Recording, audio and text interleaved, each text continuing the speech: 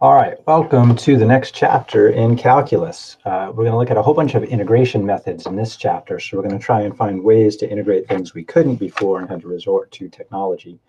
One of our most powerful tools is integration by parts. So we need to recognize when we can use it, be able to apply the formula to both definite and indefinite integrals. There's a few videos here you can check out, homework, and as always, our lovely textbook, which has all kinds of beautiful math and examples. Check it out. All right.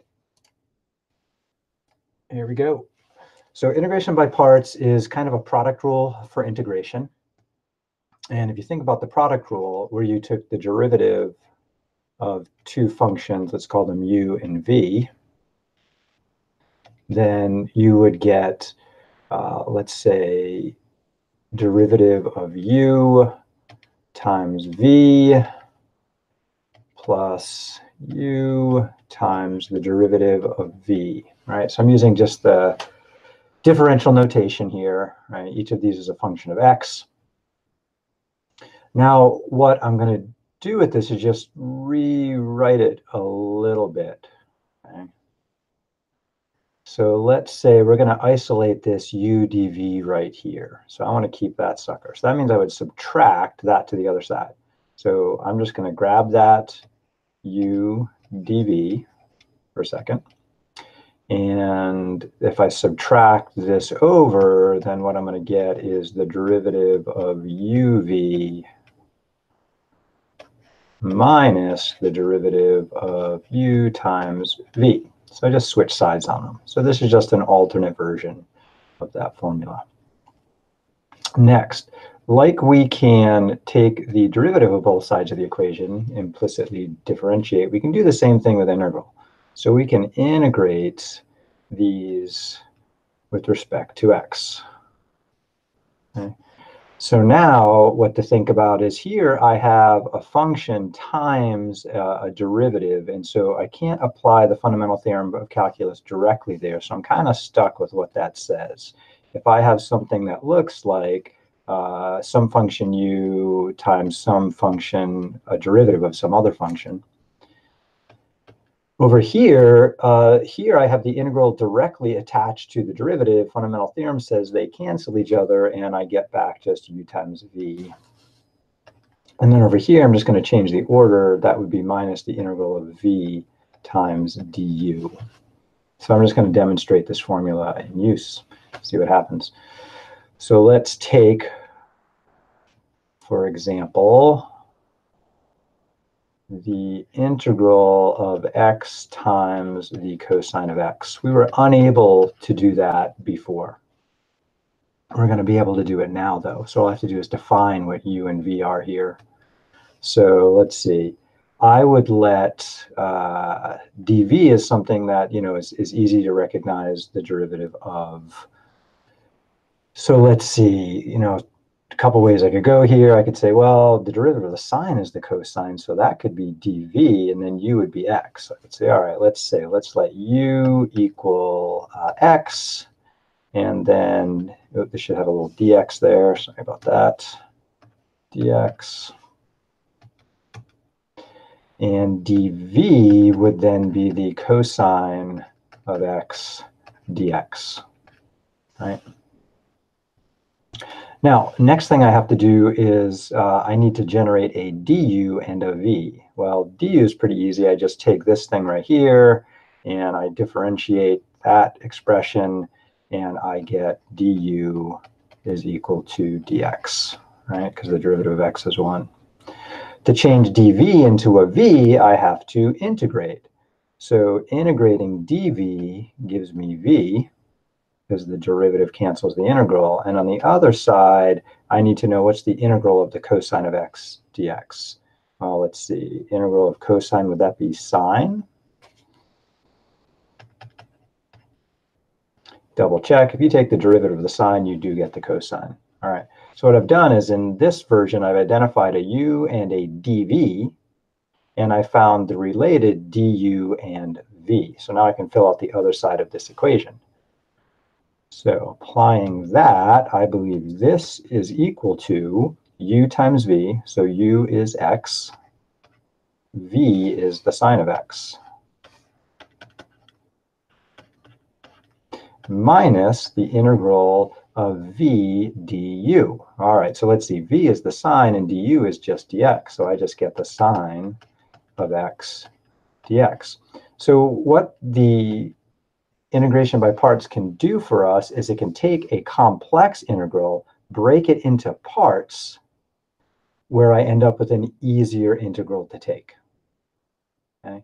So what you're trying to do when you do the integration by parts formula, because you have a u and a v and a du and a dv and integrals going on all together at the same time, you ask yourself, okay, what part of this would be easy to integrate and what part of this would be easy to differentiate? And sometimes it's hard to tell, and so you just got to try one way. So I let this be u and that be dv. I could have let cosine be u and x dx be dv.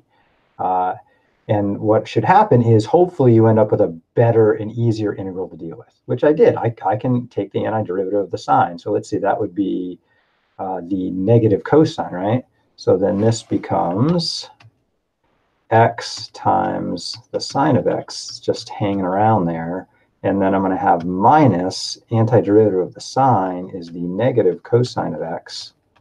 And since I didn't have boundaries, I ought to add a plus c now. So this guy can add the plus c. So it looks like the answer is x sine of x plus cosine of x. Now we can always check to see if that worked right by taking its derivative. So just double check that. If we take the derivative with respect to x of x sine of x plus the cosine of x, what happens? So let's see. Derivative, I have to use the product rule here. So the derivative of x, let's call that 1 times the sine plus the x hangs out. Derivative of sine is the cosine. So that's the product rule applied to that part. Now I just take the derivative of the cosine, which is the opposite of the sine of x. And then fortunately, I have a sine of x minus a sine of x, so this simplifies to x cosine of x, which is indeed the integrand that I started with. Okay, so it worked here. Will you sometimes make the wrong choice for u and dv? Yes, just like sometimes with regular substitutions, we make the wrong choice and we have to try again. So try. If you fail, try again. That's the way life works. So it's just a matter of getting used to the formula. So again, our formula is if we have something that's an integral and we can look at it as some function and then some other function. So dv is some, so you could say u is like an f of x and dv is like g of x dx. And hopefully that's some derivative we recognize there. All right. And that would be equal to u times v, and then switch these guys in a minus. So then v du. Okay. All right. Let's give another try for something. Suppose we had the integral of the natural log of x. So let's see, what could I do with this? I don't know an antiderivative for the natural log, but I do know its derivative. So that is a good candidate for u. So I'm going to say, all right, let's try, oops, I meant to switch colors. Let's try u equals the natural log of x, because then I can say that du is 1 over x dx. Well, that means dv gets to be dx. So dv would then be just dx. Integrating that, I get v equals x. Okay, so we have a little derivative to take and an integral to take to get all the pieces. So that allows me to rewrite using this formula. So formula says, oops, wrong color. Formula says we get u times v, so that would be, I'll write it as x times the natural log of x, and then minus the integral of v du.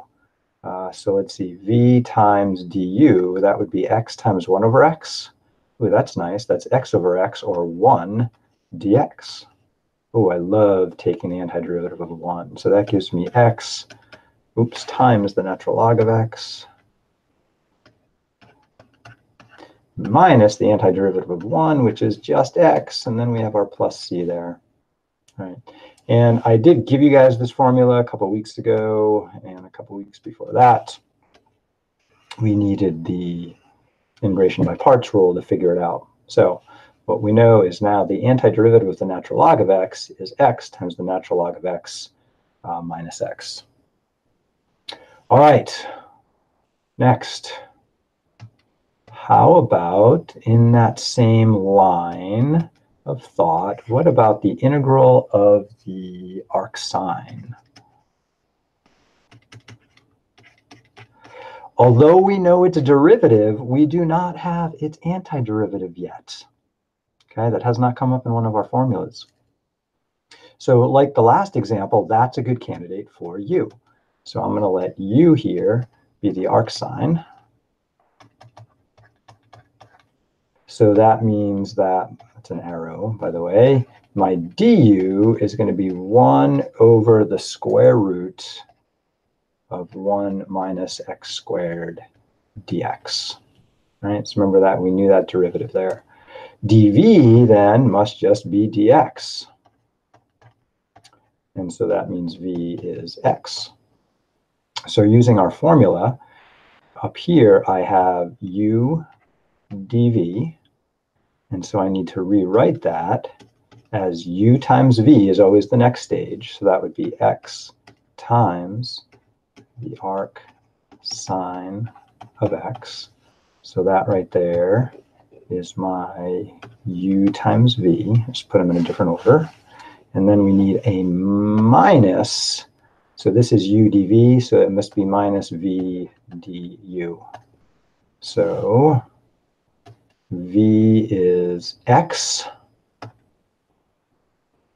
and then du is that. So I have x times 1 over square root of 1 minus x squared dx. Now, this may look more complicated than that, but you may notice here that I could do a U-substitution on the x squared,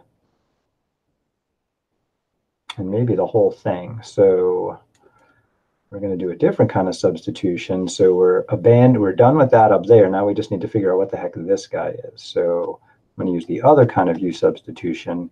I'm going to try 1 minus x squared as u. So then du would be negative 2x dx. And I have that x, I'm just missing the negative 2. So then we could say that if we bring that to the other side, negative 1/2 du would be x dx. And so, let's see, do I have a highlighter on this? Is that a highlighter? Maybe. Our u is right there. And then here's our part of our du right there, and I just have to adjust with a negative 1/2. All right, so rewriting again. Switch back to blue. I still have that x arc sine hanging out. Arc sine. Now I have minus a negative, so that's going to be plus 1/2 times the integral. And then what do we get here? That is my du. And then I'll have 1 over the square root of u, which I'm going to write as u to the negative 1/2. Right? Negative is flip it, 1/2 is the square root. Antiderivative for u to the negative 1/2 would be, add 1 to that, and I get u to the 1/2. And let's see, then we need to divide by 1/2, which means multiply by 2. And we have this 1/2 chilling out front, and then a plus c. And we still have the arc sine chilling out front here. And then reverse substitute back in. what our u is, which is 1 minus x squared. So 1/2 times 2 is 1. So we get x times the arc multiply sine of x plus 1/2 power is the square root, and u is 1 minus x squared plus c. Wow, check that out. The derivative of the arc sine is x times the arc sine plus part of the arc sine's derivative. Oh, that's interesting. The denominator of the derivative ends up being an addition, and otherwise we have x times the original function. That looks a lot like the logarithm. Check it out. We have x times the logarithm.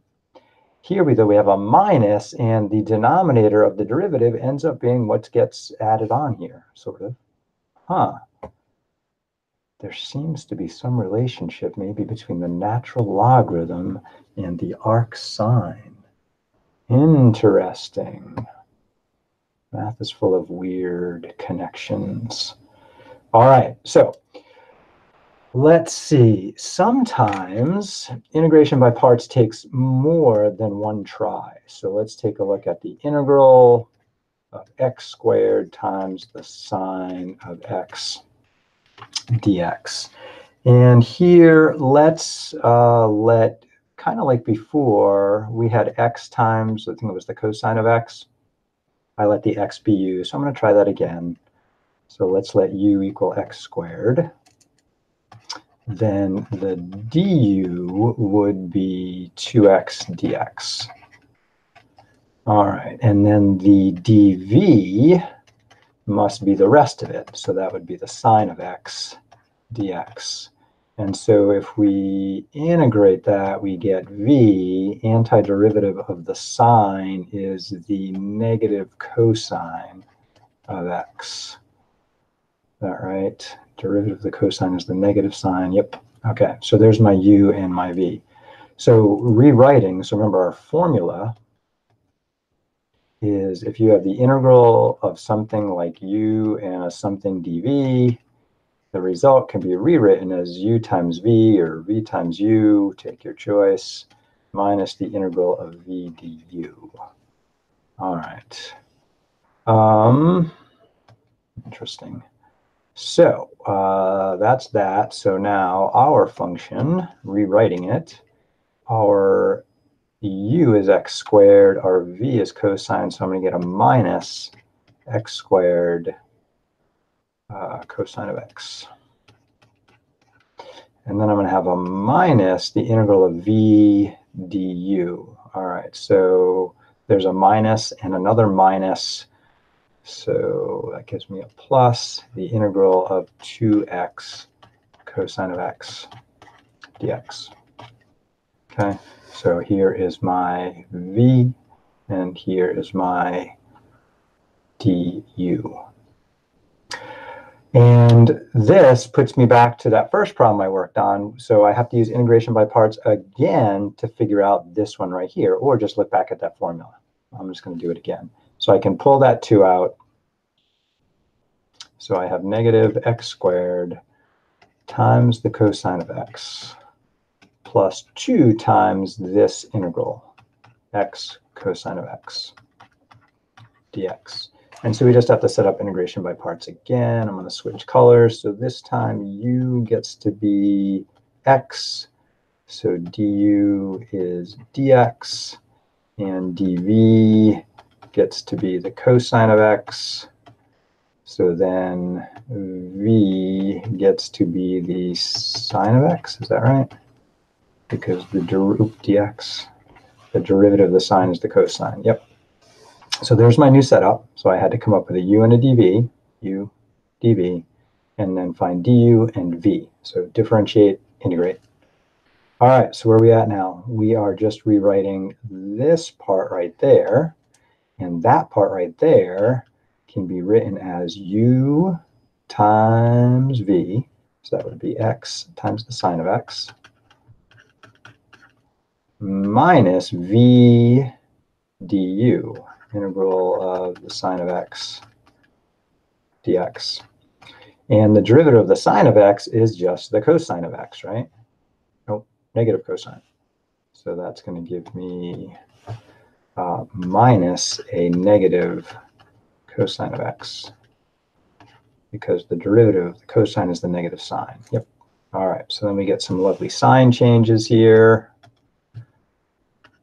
And we have a plus c, and then we put all this together now. So putting this all together, our final answer is negative x squared cosine of x plus 2 times x sine of x plus 2 times the cosine of x, and then plus c. So lots of room for mistakes. So to check this, you could take the derivative of this whole thing right there and see if enough stuff cancels so that you do get x squared sine of x. So taking the derivative of that is pretty much as much work as we did here, because it involves the product rule here and the product rule here. And remember, integration by parts is applying a product rule. So it's the derivative version of product rule. So I'm going to stop here. This is enough information for you to do most of your homework in this new section. Take care, do good math. I'll catch you in the near future. Bye-bye.